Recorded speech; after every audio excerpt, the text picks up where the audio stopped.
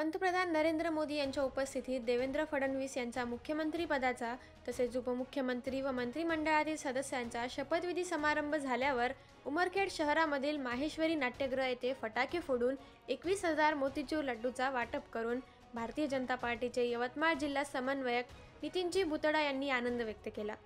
तर यावेळी महिलांनी सुद्धा या आनंदात सहभाग घेतला।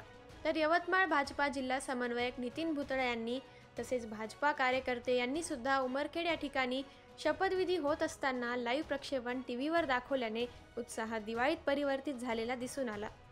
यावेळी उमरखेड मतदारसंघातील भाजपा पदाधिकारी प्रकाश दुधेवार सर, गुजरे सर, उमरखेड तालुका अध्यक्ष सुदर्शन रावते, सुभाष मुक्कावार, गजानन मोहळे, अश्विन कन्नावार व कार्यकर्त्यांनी माननीय मुख्यमंत्री देवेंद्र फडणवीस व दोन्ही उपमुख्यमंत्री यांच्यावर शुभेच्छांचा वर्षाव केला।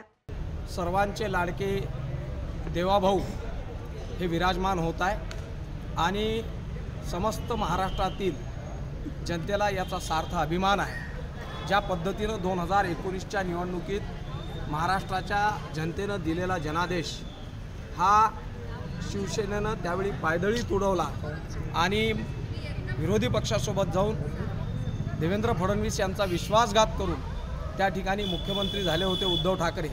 ही खऱ्या अर्थानं महाराष्ट्राच्या जनतेने त्यांना दिलेली चपराक आहे। त्यांना ही महाराष्ट्राच्या जनतेने मतरूपी आशीर्वाद देवेंद्र फडणवीसांना देऊन त्यांच्या थोबाडीत मारली आहे आणि त्यामुळं निश्चित या गोष्टीचा भारतीय जनता पार्टीचा कार्यकर्ता म्हणून आम्हाला अभिमान आहे आणि त्यामुळं आज उमरखेडमध्ये हा आनंदोत्सव या ठिकाणी साजरा होत आहे। आज देवेंद्रजी मुख्यमंत्रीपदाची शपथ घेत असताना मोठी आतिषबाजी या ठिकाणी होणार आहे। त्याचबरोबर 21,000 लाडू या ठिकाणी वाटप लोकांमध्ये करण्यात येणार आहे आणि समस्त जनतेला या ठिकाणी आज हा लाईव्ह कार्यक्रम बघण्याची व्यवस्था देखील करण्यात आलेली आहे। त्याचबरोबर माहूरच्या रेणुका देवीला मी त्या ठिकाणी साकडं घातलं होतं की देवेंद्रजींना परत मुख्यमंत्रीपदी विराजमान केल्यास मी उमरखेडवरून पायी आपल्या दर्शनाकरता येईल आणि त्याचबद्दल मी उद्याला सकाळी 6 वाजता या ठिकाणाहून सगळ्या कार्यकर्त्यासह माहूरच्या देवीच्या दर्शनाकरता माझं साकडं त्या ठिकाणी देवीनं पूर्ण केलं आहे आणि त्यामुळं देवीनं साकडं पूर्ण केलं आहे। त्यामुळं देवीच्या दर्शनाकरता उद्या सकाळी पायी दिंडीद्वारे माहूरला जाणार आहे। किरण मुक्कावार, सुदर्शन मराठी, उमरखेड।